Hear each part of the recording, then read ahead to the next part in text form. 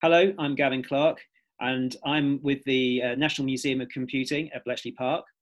TNMoC houses a fantastic number of computers, 50,000 artifacts in all. It's the largest collection of working systems in the world.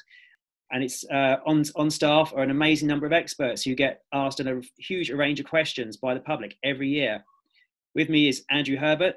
Andrew, what's the number one question you get asked by the public in the museum? So as soon as people find out I worked in Microsoft running their research labs in Europe before I retired, the immediate question is, have you ever met Bill Gates? And then the second question, when I say yes, the second question is always, what's he like? And it's actually quite a pleasure in telling people he's a human being and a very interesting guy. Any trip with Bill, he used to come to Europe once a year. And we'd take him around a batch of universities and companies doing interesting things that Microsoft was working with. The challenge was when you were traveling between those places, he'd always want to talk about something technical.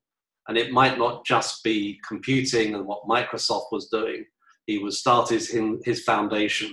So you had to be an expert on diseases, poverty, the politics of poor countries, as well as knowing the state of the art in computing.